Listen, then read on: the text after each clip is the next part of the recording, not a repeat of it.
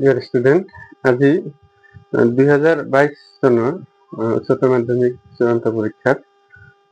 নিৰীক্ষণ এটা কৰিব লাগিব দুটাই, কিন্তু 2022 চনত 4টা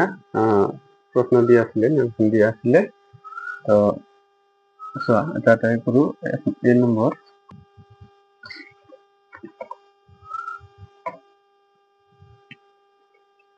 চোৱা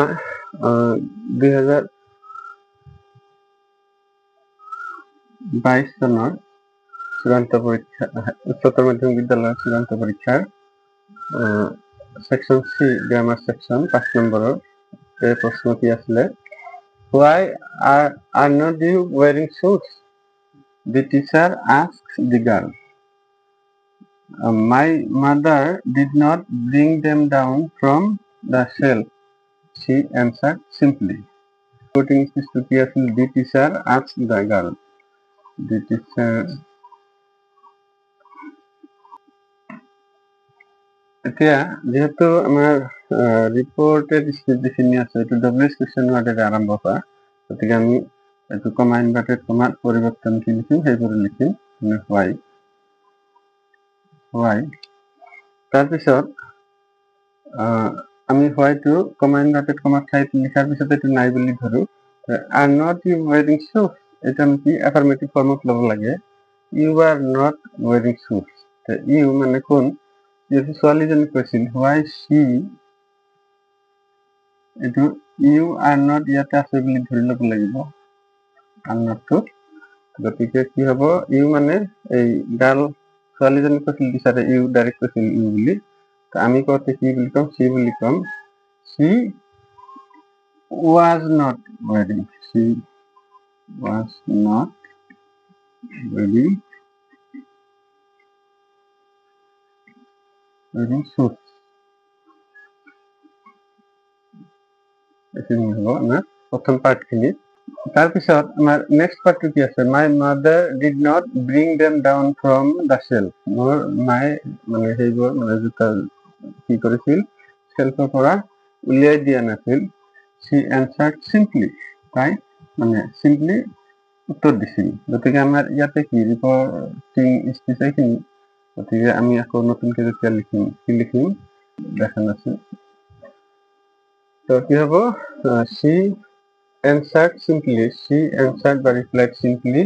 এবাৰ যেহেতু এইখিনি কি কৰিছিল, ডিসক্ৰাইব কৰিছিল এফাৰ্মেটিভ সেন্টেন্স, ডিক্লেয়াৰটিভ সেন্টেন্স, গতিকে কমা ইনভাৰ্টেড কমা ঠাইত আমাৰ কি হ'ব, that আহিব। that my mother, ছোৱালীজনী নিজে কৈছিল মোৰ মা, আমি ক'লে থাৰ্ড পাৰ্চনে ক'লে কি ক'ব, থাৰ্ড পাৰ্চনে ক'লে ক'ব যে her mother did to had form হ'ব, not আছে, bring to brought হ'ব, যেহেতু had perfect আহিছে, brought them down from the shelf। তাৰপিছত বি নম্বৰ আছিলে, I asked my friend why he looked so sad.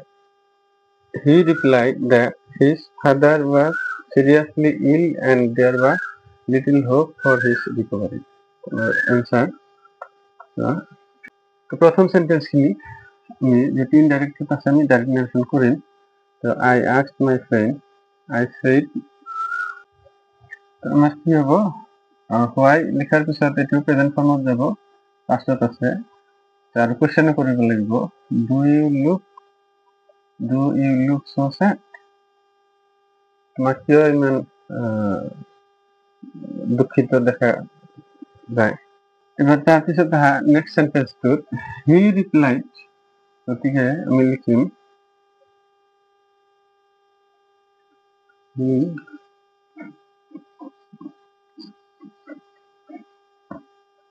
Comma inverted কমা ডেটৰ জাগাত কমা ঊৰ্ধ্ব কমা হ'ব, his father was seriously ill and there was little hope। he replied, তাৰ নিজৰ মুখেৰে কৈছিল, গতিকে নিজে যেতিয়া ক'ব তেতিয়া কি ক'ব, my father is seriously ill and the was to answer is হ'ব there is little hope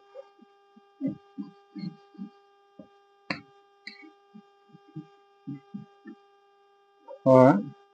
his recovery.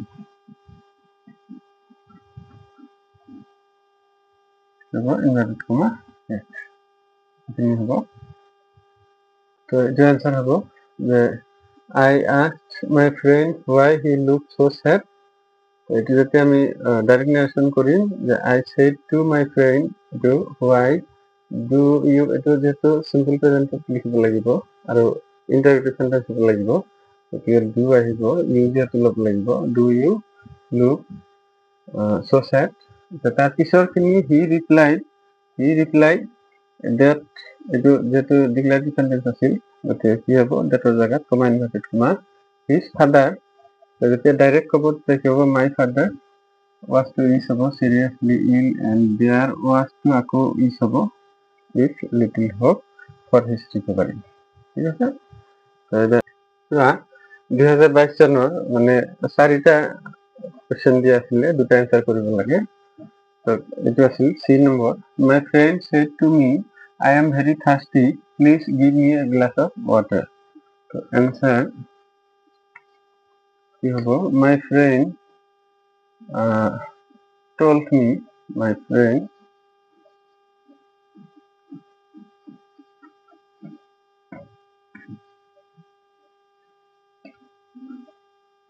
comma inverted comma side কি হ'ব that হ'ব that he যেহেতু মোৰ বন্ধুৱে নিজৰ মুখেৰে কৈছিল মই বুলি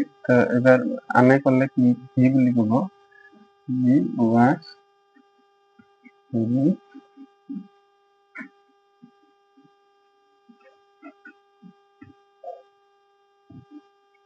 thirsty and কি কৈছিল please give me a glass of water request কৰিব আমিও যেতিয়া কাৰোবাক কিবা খুজিম তেতিয়া আমি ৰিকুৱেষ্ট কৰিব লাগে প্লিজ ক'ব লাগে তো এইটো ডাইৰেক্ট ক'লে and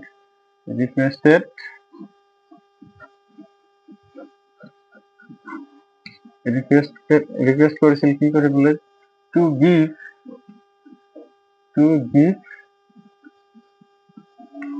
me কোন বন্ধুৱে মোক বুলি কৈছিল আমি ক'লে তাও বুলি কম না তাক বুলি কম give him a glass of water.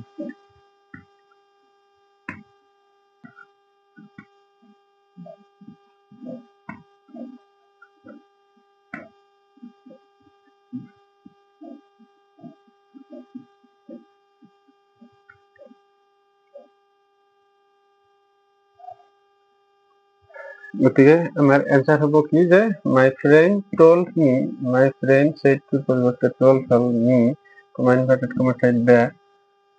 I to কোন আছিল my friend কৈছিল I গতিকে আমি ক'লে বেলেগে ক'লে কি হি বুলি ক'ব am to was হ'ব very thirsty and please give me a glass of water এইখিনি যেহেতু মানে বন্ধুজনৰ মুখেৰে ওলাইছিল গতিকে বেলেগে ক'লে কি ক'ব and requested me আৰু মোক যেহেতু me আছে requested me এইটো নিদিলেও হ'ব requested to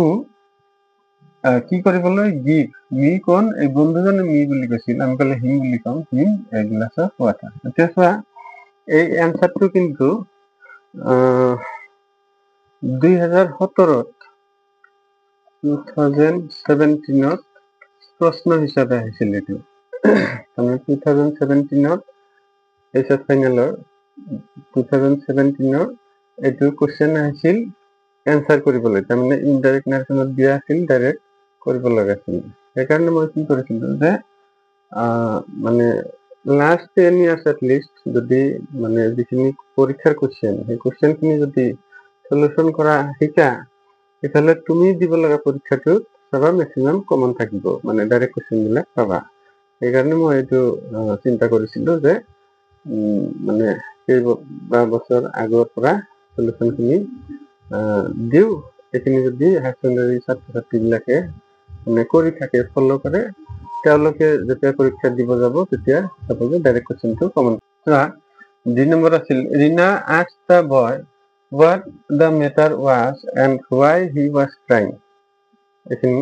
আরো আছে she also advised him to be cheerful. আমি অ্যান্সার লিখি এই যে তিন ডাইরেক্ট করতে হোয়াট ডবল এক্সপ্রেশন হোয়াট সেইবোৰে আহে আমি এবার কি দিম কমা ইনভার্টেড কমা দিম আর ইয়াতো আমার হোয়াট আহিব হোয়াট the matter was যেহেতু এটি ইন্টারগেটিভ সেন্টেন্স বনাব লাগিব গতিকে was টো আগতে আহিব is হয় what is the matter what is the matter এইটো এটা কোৱেশ্চন হ'ল আৰু এটা কোৱেশ্চন কৰিছিল এণ্ড আছিল তাৰপিছৰ খিনি কোৱেশ্চন চোৱা why he was crying আৰু এটা আমি আৰু কি লিখিম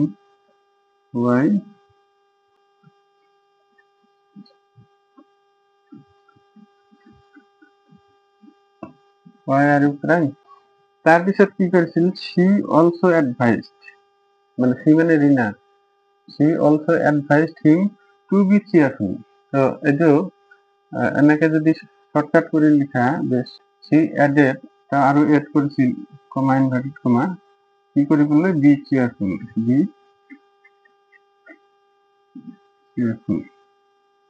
ইনভাৰ্টেড কমাৰ ভিতৰত দিব লাগিব এইখিনি আৰু এটা সেন্টেন্স তাৰ মানে তো এইখিনিকো যদি আমি be cheerful খিনি আমি কি কৰো